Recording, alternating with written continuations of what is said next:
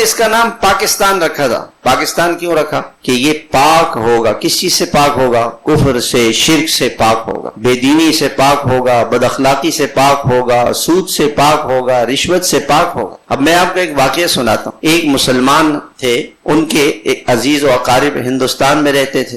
وہ وہاں سے آئے اور آ کر کے لاہور کے اندر یا اسلام آباد میں وہ ان سے ملے. کچھ دن ان کے پاس رہے، پھر کہنے لگے کہ بھائی ہندوؤں میں اور مسلمانوں میں کوئی فرق نہیں ہے. تو وہ بڑے خوش ہو گئے کہ اچھا، اس کا مطلب ہے کہ یہ اسلام قبول کرنا چاہتے ہیں، ان کو اسلام پسند آ گیا. کہا وہ کیسے؟ کہنے لگے کہ آپ کے یہاں میں شادیوں میں جا رہا ہوں، تقریبات میں جا رہا ہوں، جیسی بے پردگی ہمارے یہاں ہندو میں ہوتی ہے، ہندوؤں میں پردے کا کوئی نام و نشان نہیں ہے، آپ کے مسلمان عورتوں میں بھی یہ چیز ختم ہو گئی. ہمارے یہاں بھی ڈول باجے، گانے، ناچ گانے ہو رہے ہیں، تمہارے یہاں بھی ہو رہے ہیں، تو ہم میں اور آپ میں کیا فرق ہے؟ ہم تو ایک ہیں. ایک کافر آ کر کے ہماری شادیوں کو دیکھ کر وہ کیا اندازہ لگاتا ہے کہ مسلمان اور کافر میں کوئی فرق نہیں رہا. ہمارے بزرگوں نے یہ پاکستان اس لیے نہیں بنایا تھا کہ اس پاکستان کے اندر کسی کو قتل، مسلمان کو قتل کرے. اللہ کے نبی نے فرمایا وَلَا تَرْجِعُوا بَعْدِي كُفَّارًا، میرے بعد کافر نہ بننا. يَقْتُلُ بَعْضُكُمْ بَعْضًا، ایک مسلمان دوسرے مسلمان کو قتل کرتا ہے، یہ کفر ہے، یہ کفر ہے، کفر یہ کافروں کا کام ہے.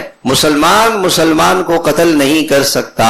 اللہ کے نبی نے فرمایا سباب المسلم فسوق، مسلمان کو گالی دینا یہ بڑا گناہ. ایک لفظ آتا ہے عصیان اور ایک لفظ آتا ہے فسوق. فسوق کے معنی ہے بڑا گناہ، مسلمان کو گالی دینا یہ بہت بڑا گناہ ہے. وقتالہ کفر، مسلمان سے لڑنا، ابھی لڑائی کر رہا ہے، اس کو مارا نہیں ہے، لڑ رہا ہے، یہ لڑنا کفر ہے، یہ کافر ہو گیا یہ شخص. اب اللہ کے نبی صلی اللہ علیہ وسلم نے تو یہ فرمایا، اور ہمارے اس ملک میں کوئی دن ایسا گزرتا ہے کہ کوئی مسلمان کو قتل نہیں کرے زمین کے لیے. میرے بھائیو، یہ زمین یہی رہ جائے گی. زمین کو آج تک کوئی کھا نہ سکا، یہ زمین سب کو کھا گئی.